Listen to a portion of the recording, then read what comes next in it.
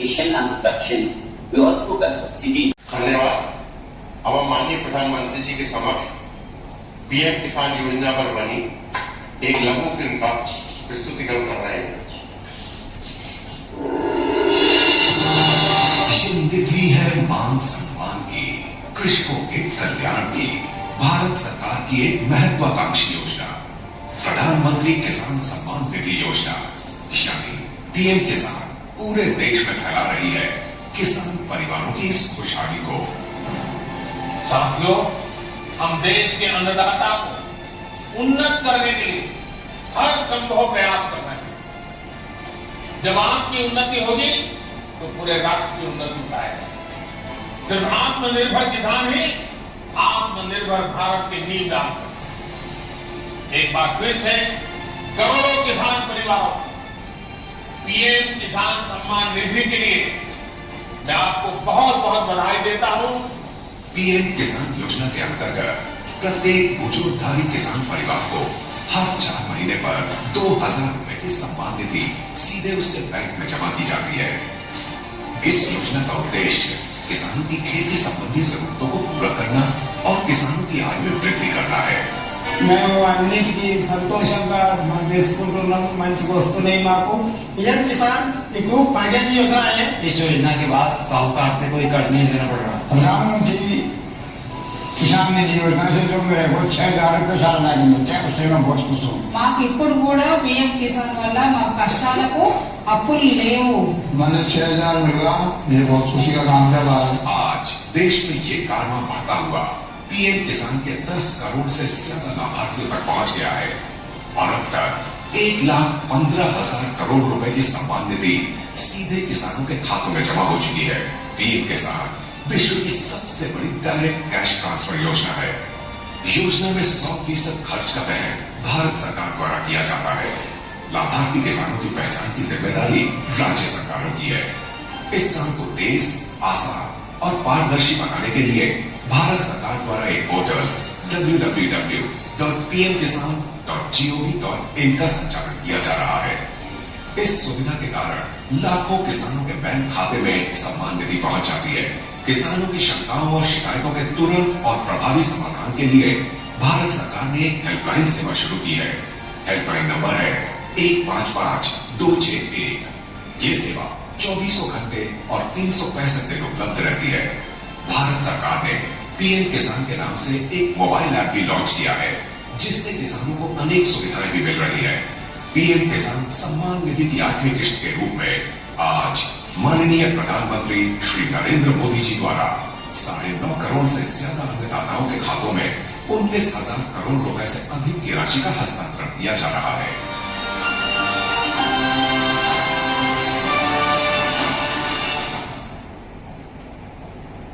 जिले की श्रीमती एम वेणुगोपाल को आमंत्रित करूंगा, जो प्राकृतिक खेती के प्रसार की योजना की लाभार्थी है। इस योजना के अंतर्गत 4 लाख हेक्टेयर क्षेत्र प्राकृतिक जैविक रूप में विकसित किया जा चुका है। श्रीमती एन वेणुरमा जी। वेणुरमा जी नमस्ते। मुझे बताया गया है कि आपने अपने हौसले और मेहनत से बंजर जमीन को दी और उसमें ही आपने फसल उगाया। ये आपने कैसे किया? मैं समझता हूं कि देश भर के किसानों को ये आपका अनुभव बहुत काम आएगा और वे भी जरूर आपकी बातें सुनना चाहेंगे। तो बताइए वेणुरम्मा जी। నమస్తే సార్, నా పేరు అన్నరమ్మ। మీతో మాట్లాడేకి నాకు చాలా సంతోషంగా ఉంది సార్। నాకు గవర్నమెంట్ 4 ఎకరాలు ఇచ్చింది సార్। గవర్నమెంట్ అసైన్ ల్యాండ్ భూమి 4 ఎకరాలు ఇచ్చింది। అది 15 నుంచి బంజరు భూమి సార్। ఆ భూమిని ప్రకృతి వ్యవసాయం లాగా మార్చుకున్నారు సార్। नमस्कार सर, मेरा नाम मनोरमा है। मेरे को राष्ट्र सरकार वालों ने ऐसे असाइन लैंड 4 एकड़ जमीन दी है सर, वो तो क्या है सर? దాంట్లో 2 ఎకరాలు ప్రకృతి వ్యవసాయం చేశాను సార్। ప్రకృతి వ్యవసాయం చేసి నేను 1 ఎకరాకి 3 పంటలు పండించాను సార్। నవధాన్యాలు, వేరుశెనగ, కూరగాయలు 3 పంటలకి కలిసి నాకు పెట్టుబడి వచ్చేసి 27,000 అయింది। ఒక ఎకరాకు వచ్చి 1,07,000 లాభం వచ్చింది సార్. ఎందుకంటే మాకు ఇది ప్రకృతి వ్యవసాయం ఎందుకు చేసామంటే మాకు వర్షపాతం తక్కువ ఉంది కాబట్టి ప్రకృతి వ్యవసాయంలో మార్చుకుంటూ మేము ఈ భూమి డెవలప్మెంట్ చేసుకున్నాం సార్. सूखा जमीन है सर, पानी बहुत कम गिरता है, इसमें मैं वो बंजर जमीन को मैं ठीक करके पिछले 2-3 वर्ष से मैं 2 एकड़ जमीन में मैं प्राकृतिक व्यवसाय करती हूँ. तो प्राकृतिक व्यवसाय में मैं 3 फसल निकाल लेती हूँ सर. उसी प्रकार से मैं प्राकृतिक व्यवसाय को मैं आगे बढ़ाती जाती हूँ सर.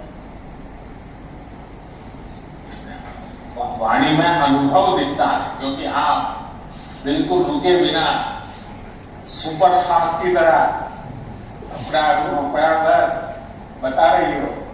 उसका कारण है कि आपका खुद का अनुभव ये बोल रहा है और इसलिए आपको सोचना नहीं पड़ रहा और बड़े आत्मविश्वास से आप बोल रही हैं. मुझे लगता है यही आत्मविश्वास के कारण आपने इस बंजर भूमि को उपजाऊ भूमि में बदल दिया है. और मुझे बताया गया कि अब आप अकेली नहीं, कई हमारी आदिवासी बहनों को भी, आदिवासी किसान बहनों को भी आप इसमें जुड़ चुकी है. अब आप लोग मिलकर के काम कर रहे हैं, कैसे कर रहे हैं, क्या क्या काम कर रहे हैं? आदिवासी महिला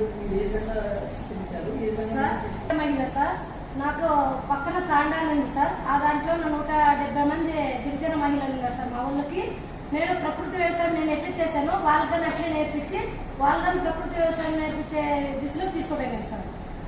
सर मैं तो एक आदिवासी महिला हूँ सर, मैं अकेली महिला हूँ. तो मेरे बगल वाले गाँव में 170 लोग आदिवासी महिलाएं हैं. उनको समूह के माध्यम से मैं किस प्रकार से मैं प्रशिक्षण लेके इनको प्राकृतिक व्यवसाय करती हूँ, उसी प्रकार उन सभी लोगों को भी प्रकृति व्यवसाय किस प्रकार से करना है मैं उनको शिक्षा देती हूँ सर. मुझे बहुत ही इंस्पायरिंग लगा आपका ये सारा काम और मुझे विश्वास है कि देश के किसानों के लिए भी इस प्रकार से आत्मविश्वास पैदा करने वाले आपका अनुभव है. जब इंसान ठान लेता है तो वो क्या कर सकता है, इसका आपने जीता जागता उदाहरण पेश किया है. और प्राकृतिक खेती से हमारी आदिवासी माताएं बहनें महिला किसानों को जोड़ने का प्रयास भी ये बहुत ही सराहनीय है. मैं इस प्रयास के लिए आपको और सभी महिला किसानों को आदरपूर्वक नमन करता हूं. बहुत बहुत धन्यवाद आपका. मेघालय के तक खरमुनपुर को आमंत्रित करूंगा, जो कि उत्तर पूर्व क्षेत्र के जैविक उत्पादन हब के रूप में विकसित करने एशियन एंड दक्षिण वस्तु का सब्सिडी ऐसा ही प्रयास है. इस प्रकार की फसलों में लागत भी कम है, ये मिट्टी और इंसान के स्वास्थ्य के लिए लाभदायक है और इनकी कीमत भी ज्यादा मिलती है. थोड़ी देर पहले इस प्रकार की खेती में जुड़े देश भर के कुछ किसानों से मेरी बातचीत भी हुई है. उनके हौसले, उनके अनुभवों को जानकर मैं बहुत उत्साहित हूं. आज गंगा जी के दोनों ओर करीब 5 किलोमीटर के दायरे में जैविक खेती को व्यापक स्तर पर प्रोत्साहित किया जा रहा है, ताकि वो जो खेत में उपयोग किया गया केमिकल है, बारिश के समय जो पानी बह करके गंगा जी में न चला जाए और गंगा जी प्रदूषित न हो, इसलिए गंगा जी के दोनों तट के 5-5 किलोमीटर करीब ये जैविक उत्पादन को विशेष बढ़ दिया गया. ये जैविक उत्पाद नमामि गंगे के ब्रांड के साथ बाजार में उपलब्ध किए